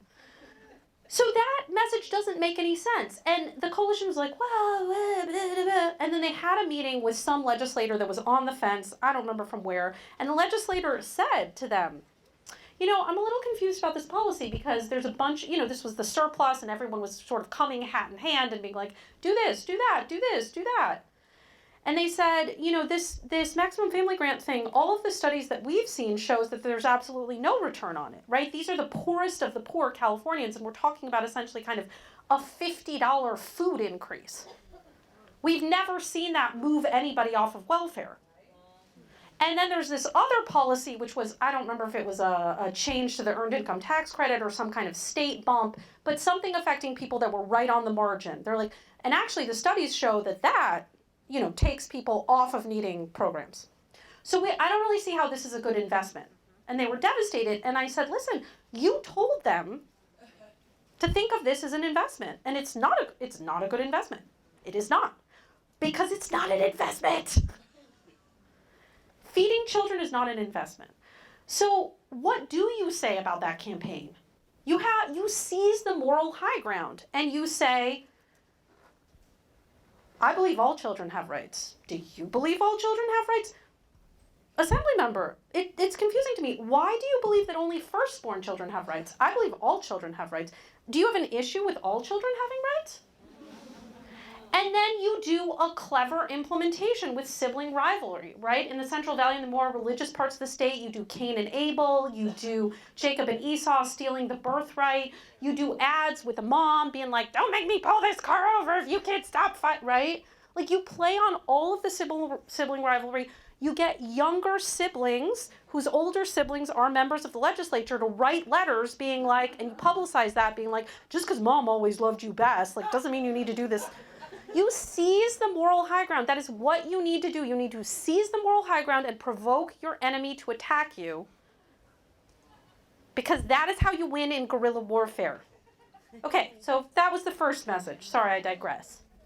Here's what it looks like when we contrast it with two different messengers. What you can see, again, this is still in a California sample, that for the base, not shockingly, both, that in the dials, they don't care. In the after the fact, how convincing did you find it? They prefer it from a Latina. For the persuadables, it doesn't matter, and in fact, they prefer it from a Latina. And for the opposition, look, they don't like it very much, and they like it even less when a brown woman says it. When we talk about the opposition, I want to be clear. We are talking about the 15 to 20%, depending on what the sample is, of people who cannot, will not, shall not, will never agree with us. A good message engages our base to repetition, persuades the middle by toggling them into our version of how the world works, and actually alienates the opposition. If the people who disagree with every one of your policies and beliefs like what you're saying, what are you saying? You're saying one of two things. You're either saying, I believe that children are our future. You're saying nothing. You are not advancing a political argument, or you are inadvertently repeating ideas that are at odds with what you need to convey. You're saying this will grow the economy. They dial up on that. When you do that, the persuadables get confused. What is the way the world works? And your base is like, I'm not getting out of bed to promote the GDP. Like, I'm not coming to your rally to grow the economy. I don't give a shit, right? Does that make sense? Okay, here's the second version. No matter where we come from, or what our color, most of us work hard for our families.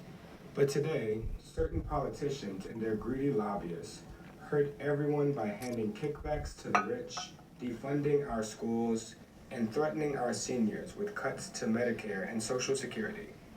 Then they turn around and point the finger for our hard times at poor families, Black people, and new immigrants. We need to join together with people from all walks of life to fight for our future, just like we won better wages, safer workplaces, and civil rights in our past. By joining together, we can elect new leaders who work for all of us, not just the wealthy few. Okay, so the previous version of this message was the slightly softer, more persuasive, but less galvanizing version. It narrated the problem in the middle of the message as one of dividing us from each other based on our race, or based on what we look like, where we come from. This one is the slightly more pointed version. It actually is about scapegoating. So what differentiates this message from a standard colorblind economic populism is that it explains that the way the wealthy are able to get away with it is through either scapegoating or intentional division by race. It connects together issues of racial injustice with plutocracy. Does that make sense? Okay. By the way, all of these materials, all the messages, all the research results for race class narrative are public, and they're all on my website, so you can have them. Yes. As is a handbook that I wrote a couple years ago, which I need to update post race class narrative, called Messaging This Moment, which is just like principles of good messaging. It's all there. Whatever it is, and then there's a cheat sheet that I did making arguments about immigrant rights through the lens of what we learned through race class. Anything I'm allowed to make public, I do. Yeah? All right, here is a side-by-side. We tested that message as you heard it with an African-American man narrating it. We tested it with a white man.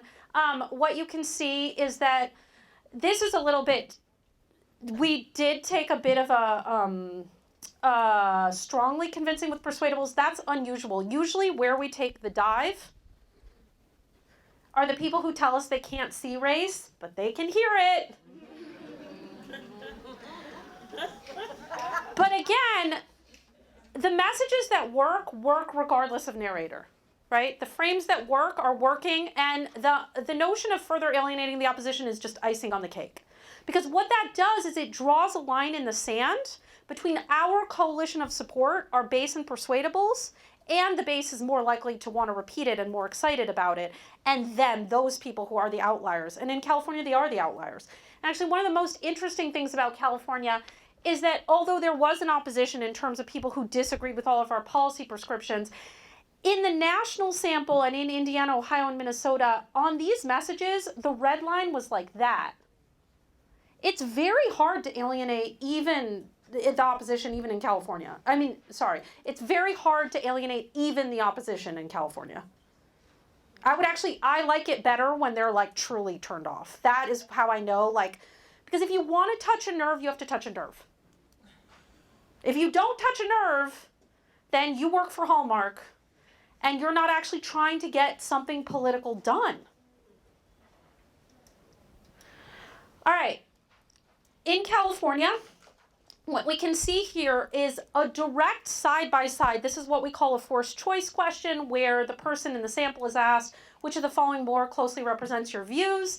Half the sample had the choice between the statement in red, the statement in blue. What holds us back as a nation? A culture of people expecting to have everything handed to them instead of working hard. The OG dog whistle, right? The original. Before we got welfare queens, before we got illegal, before we got our way of life.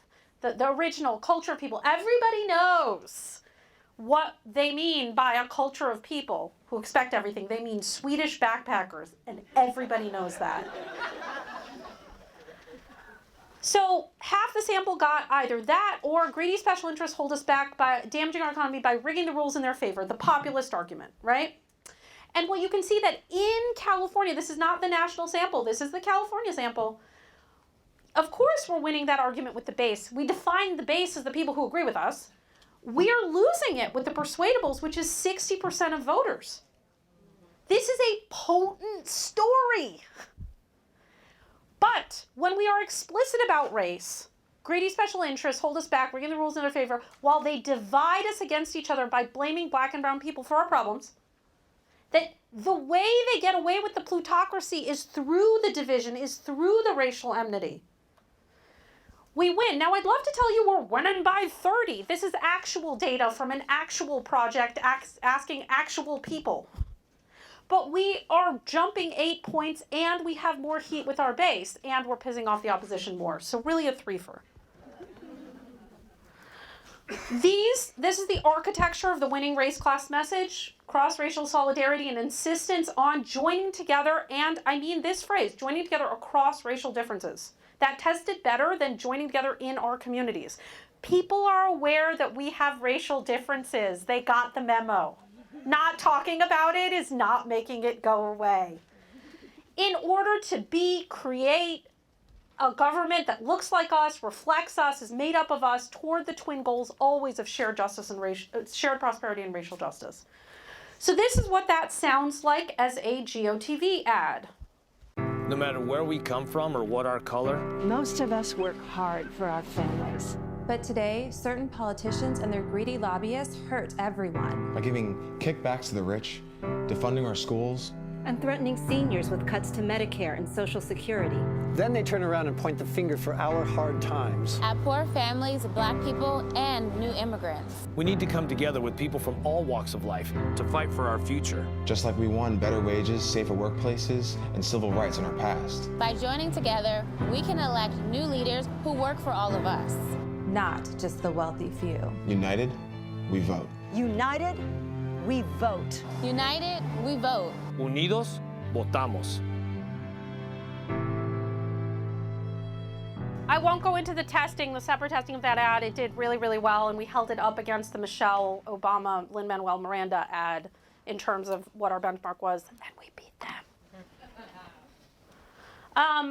In deference to letting you ask me questions and how many times I digressed, is it okay if you only have 15 minutes to ask me questions, or should I just leave it here and we'll go to questions? Okay, I just would like you all to recognize that I provided you democratic choice. And that is a very strange moment that does not frequently happen.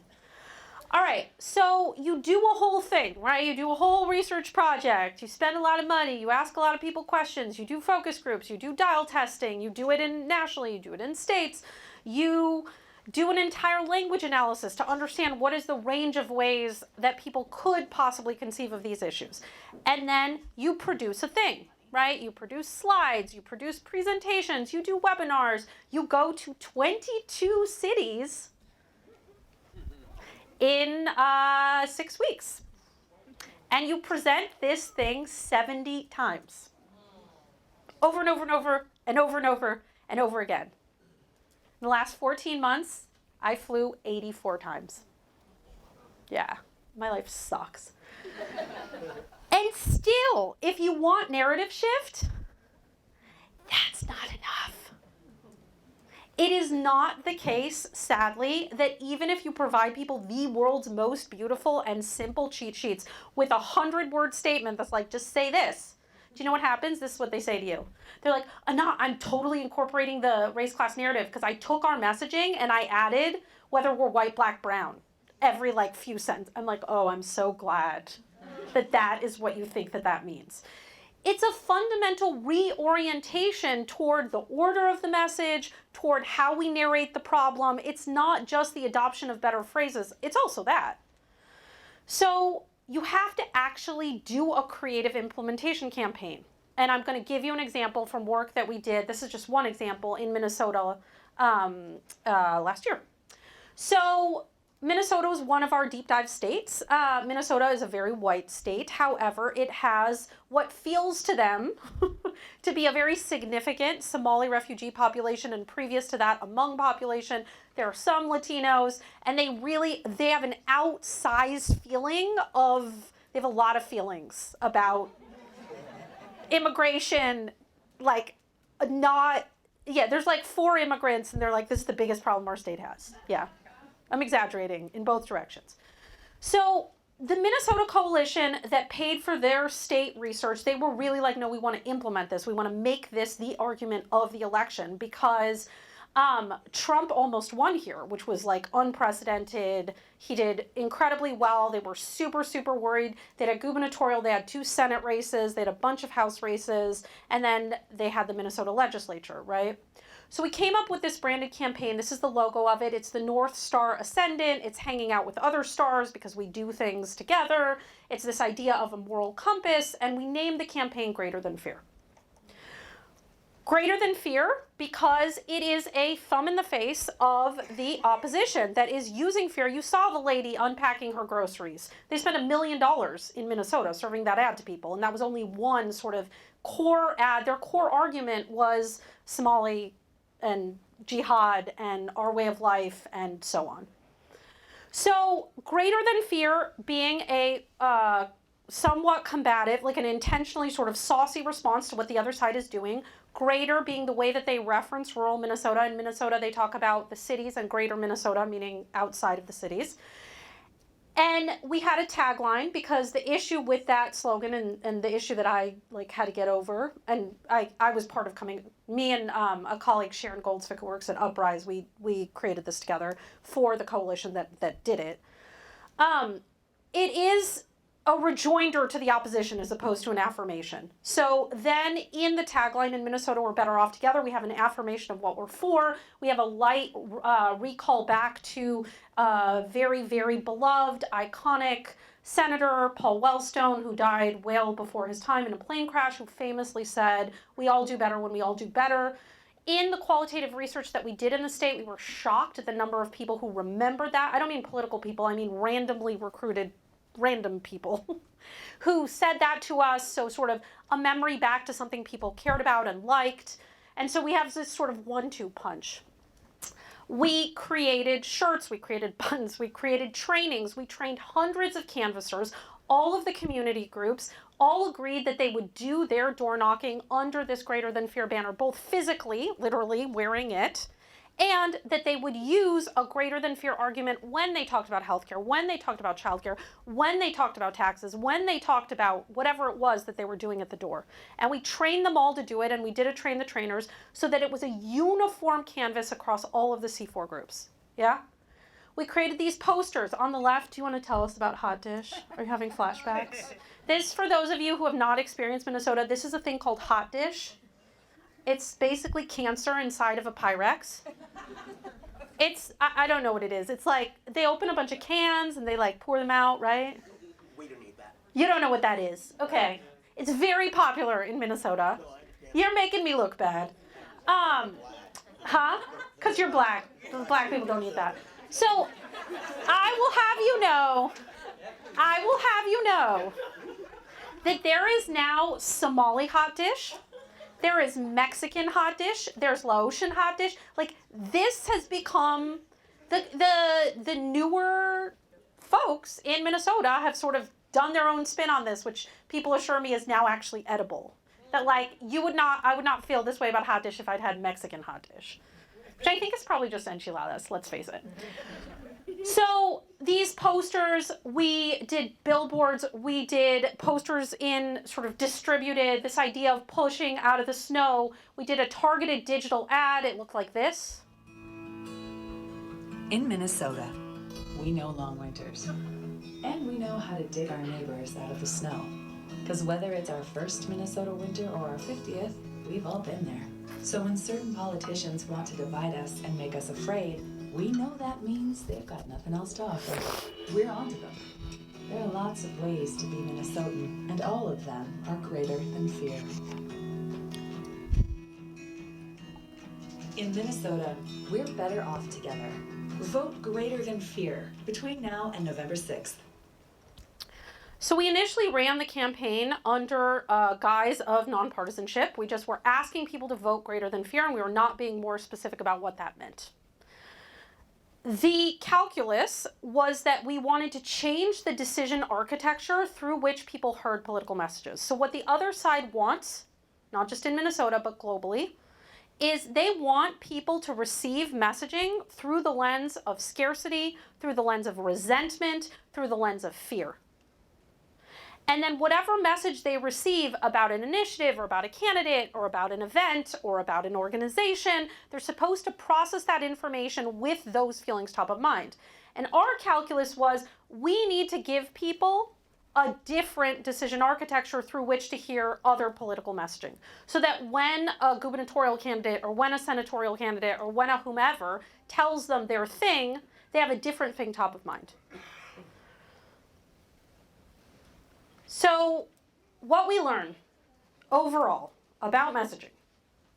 But did that all make sense? So we did this whole thing, targeted. We also did social media clapbacks. We did dogs against dog whistling. You could send us a picture of your dog and we would turn it into a superhero.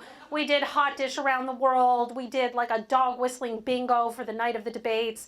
And actually by the end of the campaign, Tim Walz and Peggy Flanagan, who are now governor and lieutenant governor respectively, they did their closing vote tour. They did a Greater Than Fear tour. Almost all of the candidates in the state actually picked up our message, which is what we wanted. Because that's how you get echo chamber, is if everyone is saying the same thing. Obviously we won the 2 Senate seats, we won 5 out of 8 of the congressional, we flipped the House, and Minnesota had the highest voter turnout in the US.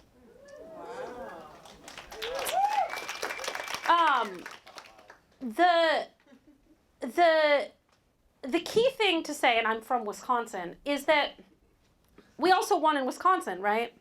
But we won like this. We won fewer things, and we won like this. And when we actually look back at the numbers, they won in Wisconsin because they did an incredible job mobilizing the base. They got black and brown folks out, mostly around Milwaukee. But the counties that went for Scott Walker went more for Scott Walker. They actually increased polarization. So they did turn out with no persuasion. And you can narrowly win like that in places. Certainly in California you can. But what is life like for immigrants, for black folks, for Muslims in those counties that are now more against them if we don't actually contend with racist views?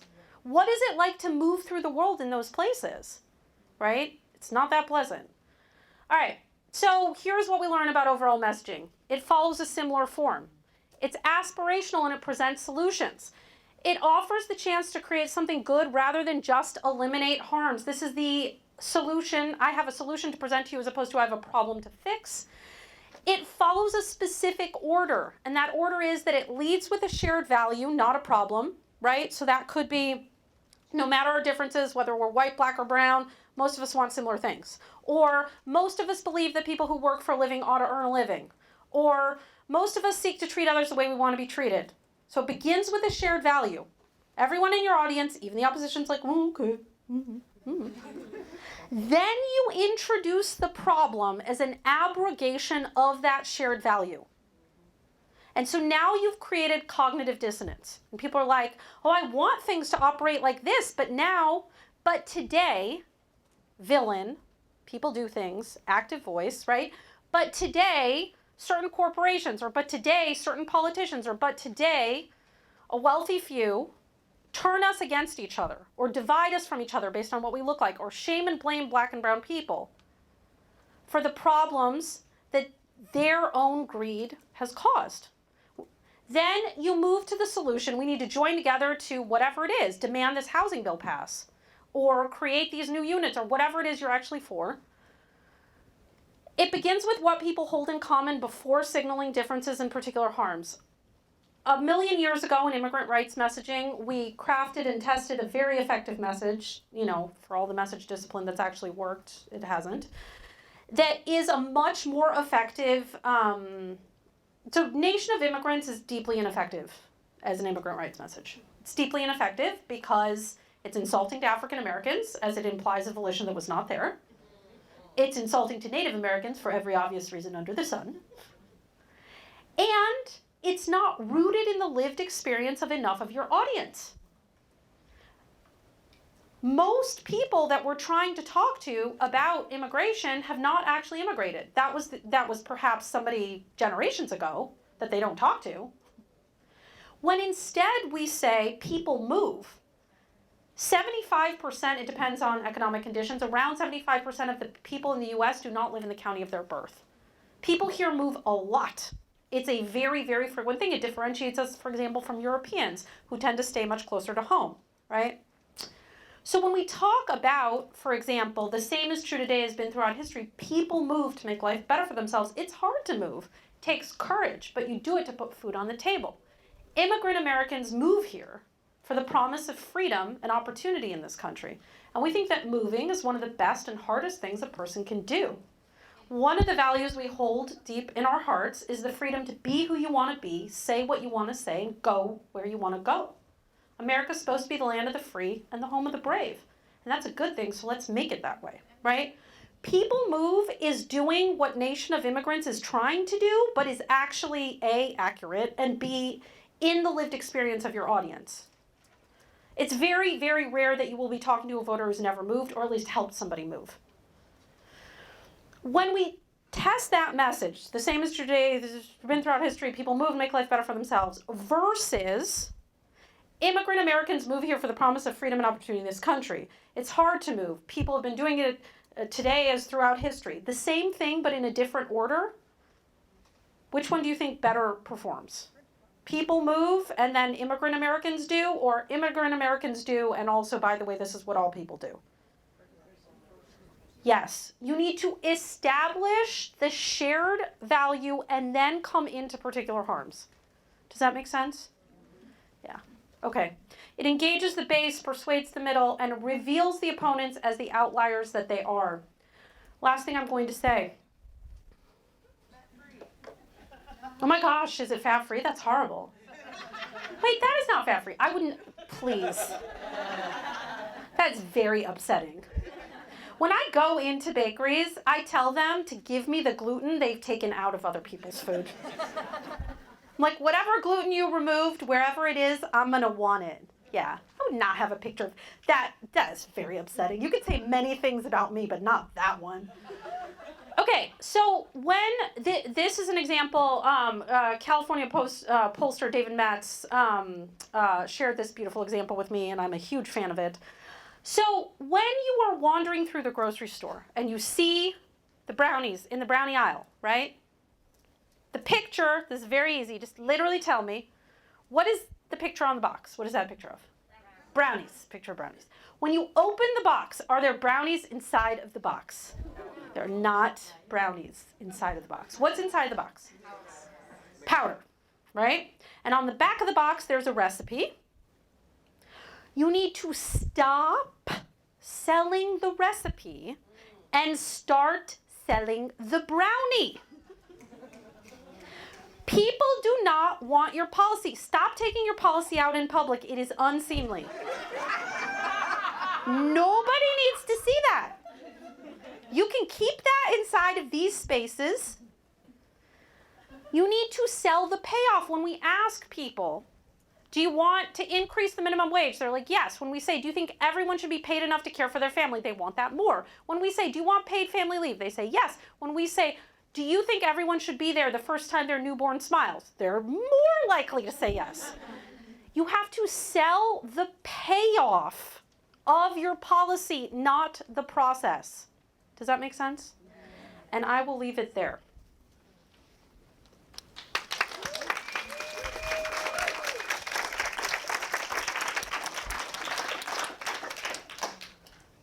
Questions? Do you think about this in your regular life? The question is, do I think about this in my regular life? Well, obviously I've been married for 17 years. You think I don't use this with my children and husband? Yeah. Will you please go into comedy?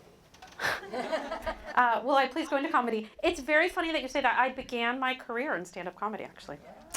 I went to college in New York City, and I put myself through college on stage. Happily, I'm old enough that there is not a lot of video evidence of this. To put you on the spot. Yeah.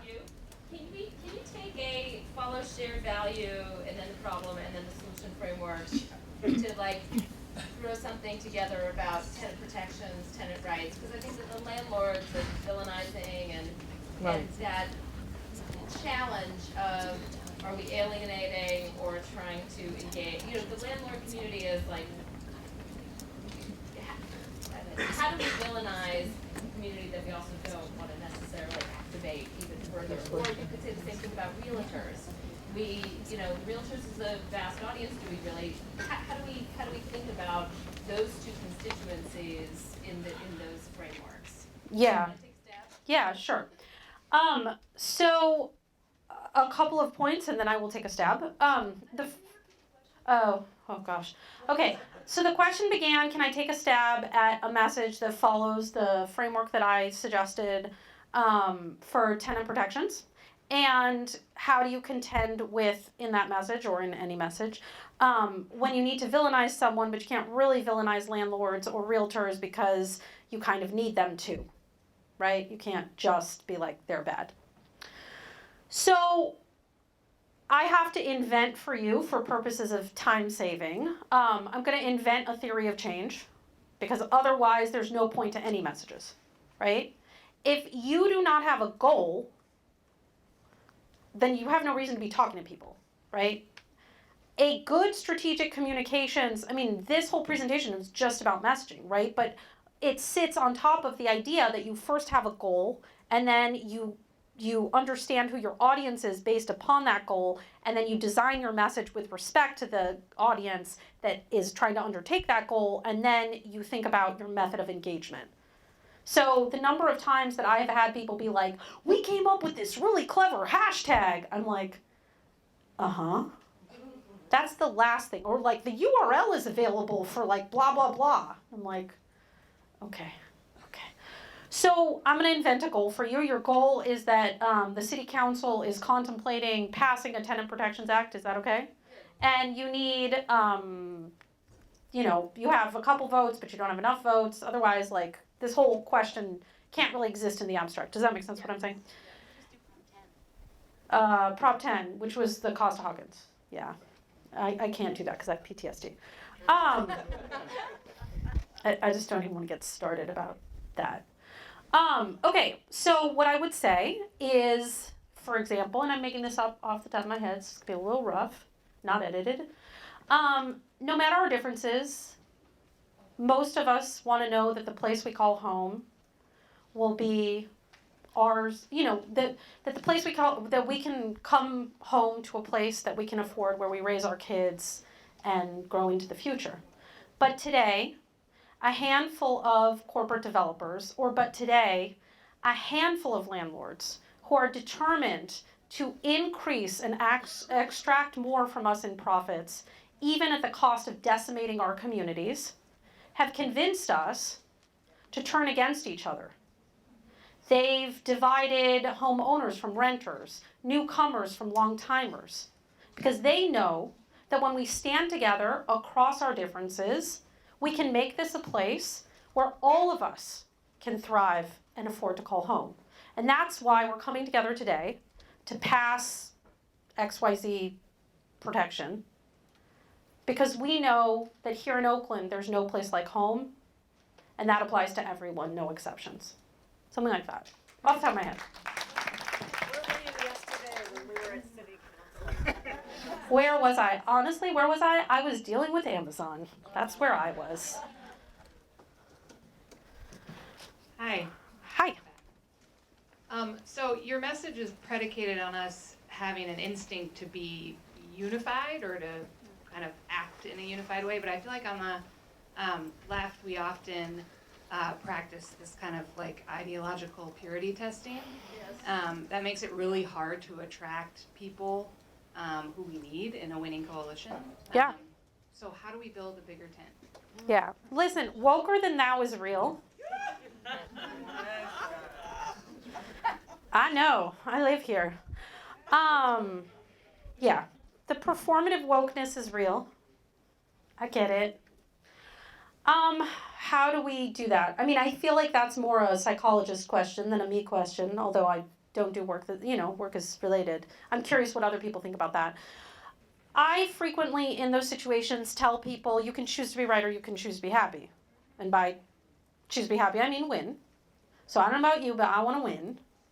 And again, I mean, this is an answer that I would use. I don't know how useful it is in other contexts, but what I almost always do in all of these projects, which you didn't see, is in addition to what I think the message ought to be and different permutations of that, I always test the status quo message. And I always test the fuck everything, the pure sort of burn it down. I do, I test it. And I use data, which is ironic. I'm now going to undermine my entire point. I'm not unaware of this irony. When I present a presentation that is just a research presentation for a group of people, right, that's not this whole mixed in together lots of different ideas, when I'm just focusing in on the research results, I will show them, I'm like, look, this is how a straight racial justice message performs. This is how the history of enslavement and, the usurpation of native lands and so on. And this is how it performs with communities of color, which we have oversampled. Because here's the other thing, and it's not like it's easy for me to get up there as a white person and say this. There's a fundamental misunderstanding that many advocates have of their own communities. And they believe, and this is, I mean, the one I know best is the Latinx community because I work in English and in Spanish. Listen, tax sensitivity, the lure of the entrepreneurial message, that's very strong in the Latino community, very strong in the immigrant community. People believe that shit. And so there is kind of I will show people, I'm like, look, we sampled your folks. And you call yourself an organizer and you're organizing your people and this is where your people are. So I don't know what to tell you, but your people are not at, overthrow the mantles of heteropatriarchal capitalism. Actually, I was doing this presentation for our revolution. I was doing a webinar and our revolution is like yeah, you can imagine. It was basically like doing this presentation at a Berkeley City Council meeting. It was kind of perfect. And the first question I got, was from a person who told me that their pronouns were beloved goddess. Their pronouns. It's like, okay. I was like, oh no. Now I'm a Republican. I can't believe I just said that out loud, but it's a true story. And this person said, did you test a message that says we need to overthrow the shackles of heteropatriarchal capitalism? And I was like, I'm going to be honest with you that we did not test that message. And they were like, well, then you don't know that doesn't work. I'm like, okay. Yeah, I don't know that doesn't work. Feel pretty strongly that's not going to work. I mean, I would love for that to work. Don't get me wrong. But, like, I want to win shit soon. So I don't know if that helps. But, like, I bring data to the fight. And I am open to hearing what people think would work and exploring whether it would or wouldn't, because I know it won't. Sounds open. Just to build off of that question, do you, and to clarify a bit, do you mean that you use that data to help build a coalition among the folks that are trying to get what you need passed? Like, do you have an example in your work of a very fractious group where, you know, can't even get united? So does data help unite those folks to have a more united message? Yeah. All of my examples are very fractious. I only work on the left. Like, those are the only examples that I have. I dream of a day when people are like, oh, we all just want to win. We don't want to fight each other. Yeah, we don't want to yell at each other about, like, who isn't pure enough for who. And on the other side, I want to be clear. I'm also not going to be an apologist for racism, and I'm not going to be an apologist for capitalism, right? Like, the irony is that when I present in D.C., all the questions I get are like, those messages seem really radical, and that seems crazy. And then, of course, when I present in Oakland, people are like, why didn't you, like, scream about structural racism? I'm like, if I thought that would work, like, I would be so on that. I would, like, if I thought that worked as a message, I've tested it. It doesn't. People don't know what that means. They don't know what that means. They don't have the poster in their office of the 5 kinds of racism, which is like structural, institutional. Like, they didn't get that poster. That's not in their office. They don't have an office. They don't have an office. Okay, but to your question, yeah, so I'll give you a very concrete example. In Australia, when we did messaging on people seeking asylum, the status quo message was incredibly legalistic, right? So it said things like, as signatories to the Refugee Convention, Australia must fairly and safely patrol its territorial waters and irrespective of I don't know what. Do you have an answer that's better than this one? Okay. Because I'm into that, if you do. And they were very into this legalistic message. They were very into this, like, you know, human rights obligations, and because they were all human rights lawyers that had written this, right? And so we tested it. Like, we tested it verbatim. And they were very much like, what is this slick messaging nonsense? This is an issue of human rights, and this is, like, people dying, and, like, we're not going to market it. Like, this is gross. You know, the whole thing. And instead what we found is that both within the overall sample and in the targeted samples, and this is something that's really important to me, and I forgot to say this, so I'm glad you asked this question. Normally, and in the race class narrative, in the national sample, we did this. In addition to the representative sample of US voters, we always recruit a sample of advocates. People who do it for a living. And if there is messaging that engages the base and persuades the middle among voters, but the advocates won't carry it, we don't recommend it. Because if your messaging is not catnip, you can't herd cats, right? So there are things that I will pull that would work that I know my advocates won't carry. And that's fine. Like, we have to thread that needle to get into that winning space. But the other and the final thing is, it's very, very important in any of these projects, whether you have data or don't have data, that everybody state up front what counts as winning. Because that is where you can resolve a lot of these. When people are like, I think this is a better message. I think this is a better approach. I think this is a better strategy. It's like, that's cool. Let's define what we mean by better. By better, I mean more people show up at the city council. Or by better, I mean more people vote this way. Or by better, I mean more people come to our march. Whatever the objective is. And whichever thing achieves that objective, none of us are going to have an ego about this. That's the winner. Doesn't matter if I wrote it, you wrote it, he wrote it, she wrote it, they wrote it. Doesn't matter. we're all going to agree to the same metric, and then cool. So that's where you have to force the clarity, is what do you mean by this is better? What does it deliver? Did you have we're over time. I don't want to tell you. Ask me at lunch. No, I'm not going to ask you anything. Okay. Just one more question. Oh, sorry. Sorry, I'm going to just, so I was the one who stood up and was talking about structural racism here. Yeah. So I'm just going to defend, no, I'm kidding. But one of the, what I want to just kind of underscore is, yes, and I think what your research has been showing us is how when we don't talk about race explicitly, absolutely, they fill it in for themselves. And I don't know if that got underscored quite as much as I was hoping, because like amongst the housing advocates, we have been equally failing in doing that consistently in the right way. So I'm wondering if you could say a sentence or two more about that. Okay, I'm sorry. If that came across, then that is really bad. Naming race explicit messages outperform race neutral messages. The end. Outperform with the base, obviously. Outperform with persuadables. Period.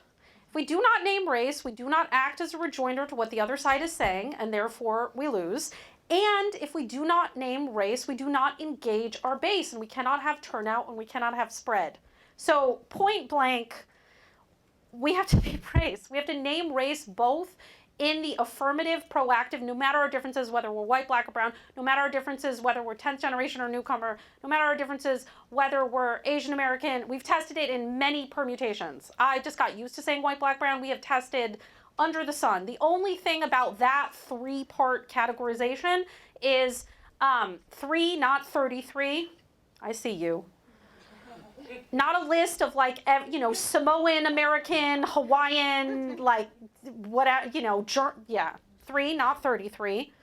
You can pick and choose, but white has to be one of those, because white people need to be relentlessly forced to confront ourselves as a racial category. That's an important thing that you need to do. Does that make sense? So both naming race explicitly in terms of establishing this common shared value, making it clear that we don't just mean everyone, all of us. We explicitly mean everyone, including categories of people that you have been taught somehow are like, think in completely different ways from each other. Actually, everybody wants a house. Everybody wants to live in a nice place. Like, that's people. And by people, we mean XYZ. And in the naming of the problem, we need to be explicit about their intentional racial division. Yeah? So yeah, thank you, Jennifer. If that somehow was not clear, that needs to be clear. We're over, and they already don't like me. Let me be clear. First